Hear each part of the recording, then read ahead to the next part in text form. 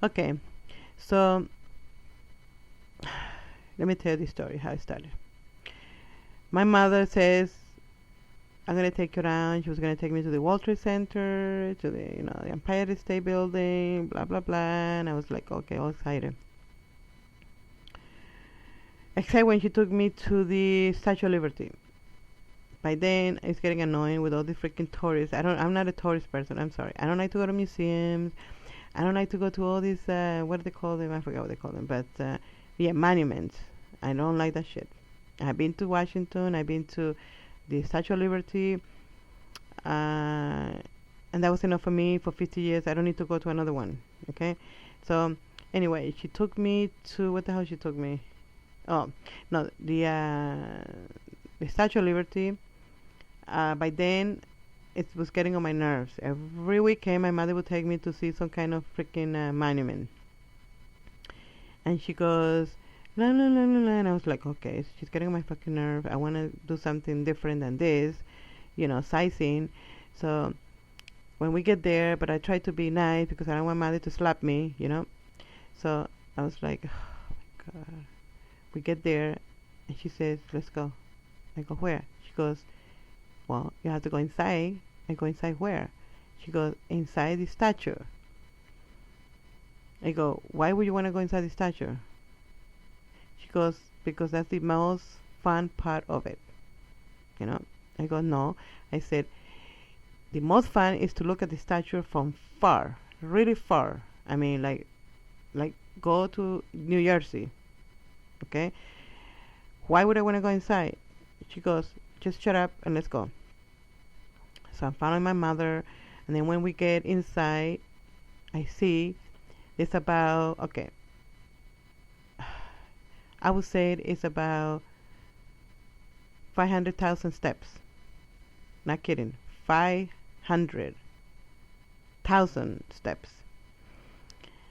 And, when you're a teenager or you're a puberty, I don't know what the hell happens when you go into puberty. You become lazy. I don't want to do too much work. So I said, no, I'm not going to go up there. And she said, well, you have to. I go, no, I don't feel good. And then I lie. That's when you become a liar. When you're a little kid with your parents, you have to fucking lie because they force you. So that's how I practice to bullshit. It's with my parents. Because everything was a fucking lie. And you know what's so funny? It's like they take you to church and they say don't lie, and then you go home and you have to lie. Okay? And if you don't lie, you can die.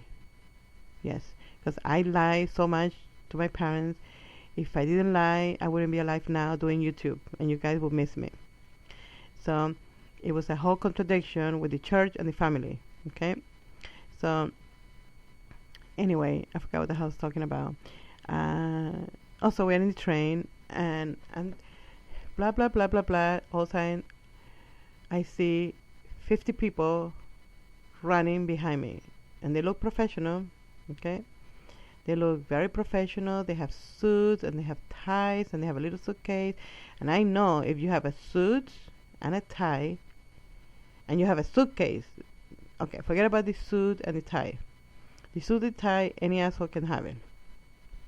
But once you have the little suitcase, I know you're important.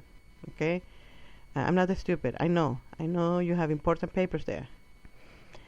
But if you have a raincoat, forget about it. If you have a raincoat, now I know for sure that you're a very important person. Yeah. You might even be immigration. I know that because anytime you saw a guy with a suit, a raincoat, no, I'm sorry. The immigration doesn't have raincoat. They have one of those very expensive coats, long coats. Okay? Those are the immigration, and I know that because I will be walking down the street, blah blah blah blah blah, especially Brooklyn, blah blah blah blah blah, and I see two guys like the Men in Black, and all of a sudden I see all these Latinos, Mexican, African, Chinese running like hell, okay, and I would always hear somebody scream, "Migra, la migra, la migra," and everybody fucking running. So I know what the immigration looks like. Okay, but anyways, these guys had suits, Some of them had raincoats, so I know they were very more important than the ones with the suits, but they all had suitcases. So here I am, 12 years old, in the subway. I see all these fucking guys running with suits and suitcases and freaking raincoat, trench coat, whatever you want to call them. They're all running, and of course, what do? I remember what my friend in Florida, in Miami, told me, that when the train comes, you have to run. And if you don't run, you don't get in the train. And if you don't get in the train, you get raped and hopefully not killed. And then she said, which by the way, she also added, she said, you'll get raped and maybe killed, she said. But if you don't get killed, you wish you were dead. Okay? Because it's worse to torture. So just make sure you fucking run. So everything came back to me. Okay? And I ran. So you have 50 guys running, and I'm right in front running. I'm running faster than them. I went down the stairs. Plum, plum, plum, plum, plum, plum. I mean, horrible. It was, and then all these 50 people stopped right there behind me, watching me go plop, plop, plop, plop, plop, plop, plop, down the stairs. When you're 12 years old, you don't feel pain. Not the physical pain. You feel the emotional pain. I was so fucking embarrassed. Okay? So what I did was I didn't want to get up. You know, most people, you know, they fall down, they look stupid, they get up. Not me. When I fall down and I look stupid, I don't get up. I may believe that I die, because it's more embarrassing to get up and then everybody look at you, and hopefully they're not laughing, but most of the time people go, are you okay? Okay? And then they try to help you. So I didn't want to do that. So I just stay on the floor. And then my mother go, what the fuck is wrong with you?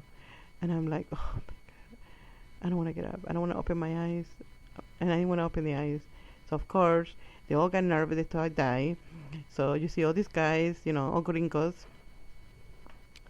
with the trench coat, trying to pick me up and give me mouth to mouth. And now it's even worse. I said, oh my God, they are raping me. So now I'm like, oh my God. I'm praying like, oh my God, they're going to rape me in front of my mother. I hope they don't rape it too. So the guys gave me, and I'm like, oh. So I was frozen. Eventually my mother said, cut this shit and get up. So I got up. And then they're looking at me, they're all looking at us strange. My mother's talking to me in Spanish, by the way. So all these gringos didn't know what my mother was saying.